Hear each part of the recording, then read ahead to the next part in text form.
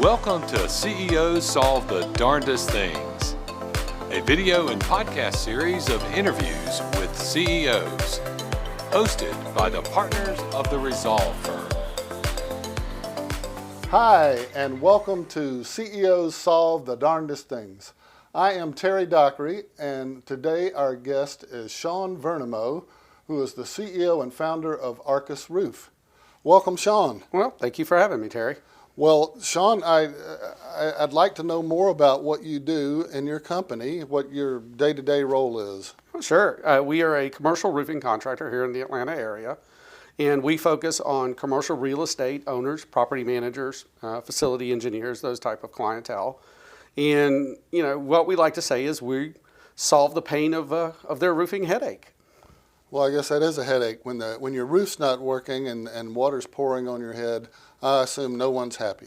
No one is happy. And, you know, there's usually somewhat of a panic call to, can you get here and take care of this problem for me right now? And that's what we're there for. There you go. Well, what led you down this career path of all the choices that you had in life? Well, you know, I'm an engineer by training, and like all good stories, there's a woman involved. And I was dating a young lady at the time who made an introduction to an engineering firm. And I took the position and was working and stuck in a cubicle and looking at blueprints. And one hot Georgia summer, they said, we need somebody probably not too bright to go stand on a roof and watch a bunch of guys work. And I couldn't get to the front of the line fast enough to get out there. And all the older guys in the firm didn't want to do it. And I did it and spent the summer out there and never looked back. Well, that sounds interesting. So, yeah, I know today we wanted to talk about a couple of challenges or conundrums that you faced on your way to where you are now. And I understand one of the things that you wanted to talk about was your peer advisory group. Yeah, so, you know, when you and I were talking, and you were talking about my challenges, Arcus is my third company. I had built and sold two other companies to my partners at the time. And when we started Arcus, you know, we really didn't want to do another lifestyle business. We wanted something a little bit bigger, and we wanted to make it as a professional firm as we absolutely could. And in those first two businesses that I had started and run, one of my challenges as the CEO, as the guy sitting in the top seat, it's a little bit lonely sometimes. And you're not really sure. You've got to put on a good face for your employees. You can't really share what's going on with them. You got to put a good face on for your bank. You got to put a good face on for your family a lot of times because they're depending on you. So as you're sitting in that chair, where do you really turn to? And you're having to be an expert in everything. You've got to be an expert in finance. You got to be an expert in marketing. You got to be an expert in sales. And so you're not really getting an opportunity to kind of bounce ideas off and really kind of feel that you got somebody you can lean on because everybody's leaning on you. And so I had gone through my first business and sold it. And I was about halfway through my second business, and one of my mentors had recommended a peer group. And after some conversations, I joined. And what I really found is in that peer group, I had folks who were really struggling with the same things I was. How do we make payroll? How do we increase sales? How do we take care of the things that are beating on our door and putting the fires that we're having to try to squash every day? And so what I really found and what really helped me turn things around and really take it to the next level, and which ultimately led me to here, was that advisory group. I had a group of, at that time, about 15 other CEOs that had been there and done that. And so I was able to go in and ask questions and get some honest feedback from them and really kind of get their experience before, you know, I didn't have to go make the same mistakes. They had already paid those costs. They had already learned those lessons. Right. Well, we hear that from our CEOs a lot, that it's easier to have some folks who've been there and done that than reinvent the wheel every time yourself. And it gets pretty lonely in the pressure up there. It's good to have a group you can bounce ideas off of. Absolutely. And I've been in peer groups now for probably 6 or 7 years, and even now I still continue to be in peer groups. Business changes, and it's changing faster and faster every year at the speed of light. And so as laws change, regulatory situations change, employment rules change, the market shifts, products come on and stop. You got to, as the CEO, you got to keep on top of that. And that's the tough part. And so not trying to be an expert at everything and having people give you real world feedback. You know, when you're the CEO, everybody below you is a little worried about their job. You know, they're not sure they're really going to give you the brutal honesty that you need. And so when you go into a peer group, they don't have that. And they're to give you an honest assessment about, hey, you might be making a mistake, or you know what, that's a great idea. You should double down on that. And that's where I saw the difference between my second business and now where I am in my third, was just the advantages of those peer groups and being able to pull in that expertise. Right. Well, so as you've used these peer advisory groups, what have you found that's worked well, that's been really valuable? Maybe some things you thought would work well or some value you would get that you haven't done? Yeah, the first peer group I was in, we were talking about how to hire and acquire talent.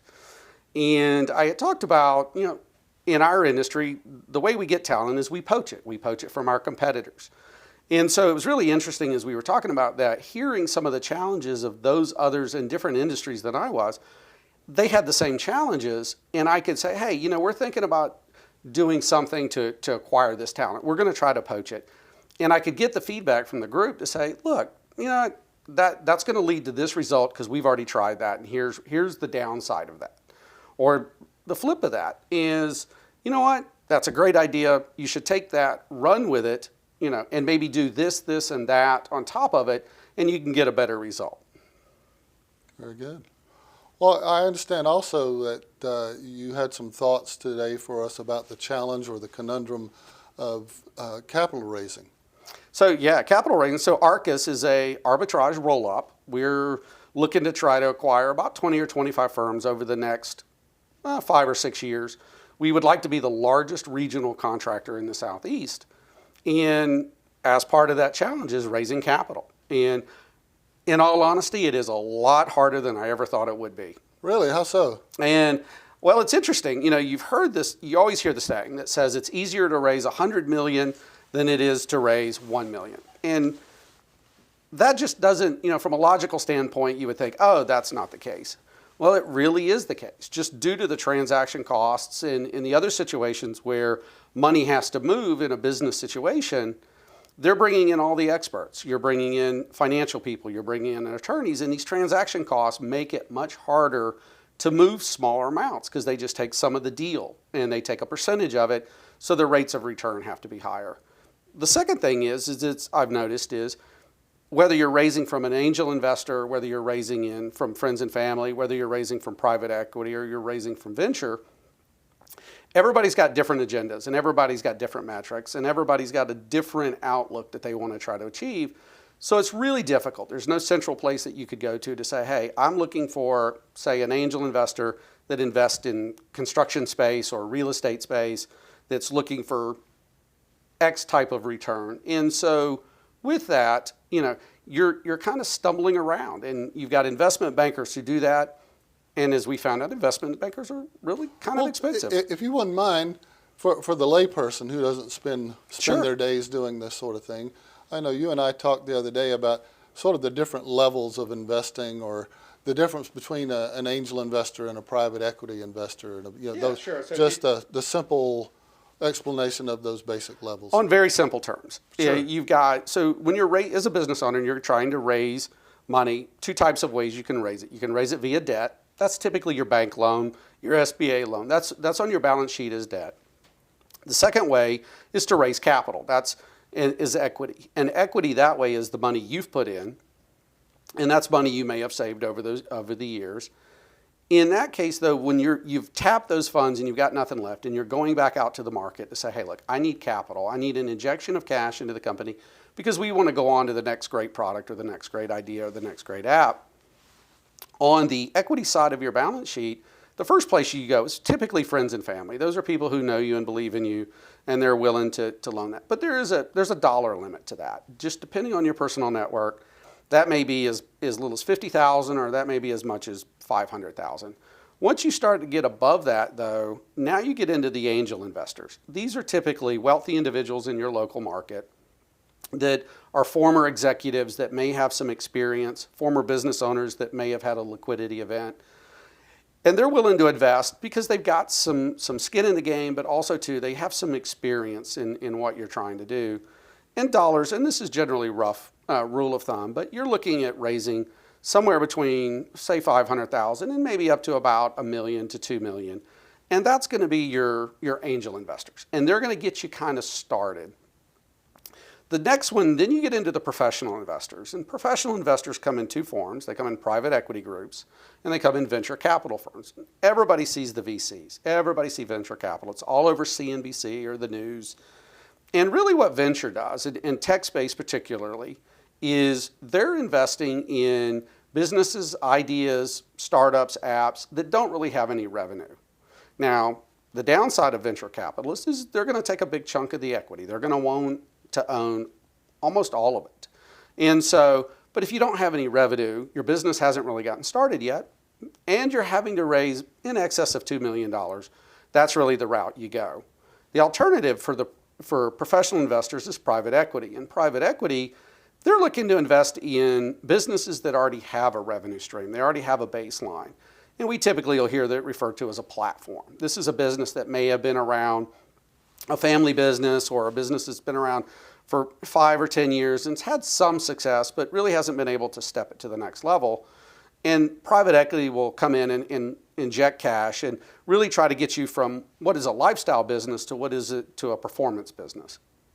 Right. Okay. Well, that's interesting. For those of us who don't delve into those money topics every day to know where to go and look for that money.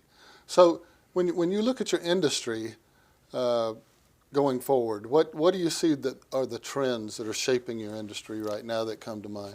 In my space, so I'm in construction, and more specifically in roofing, and then in more specifically commercial roofing inside of that. So we deal with commercial real estate. Those are our clientele.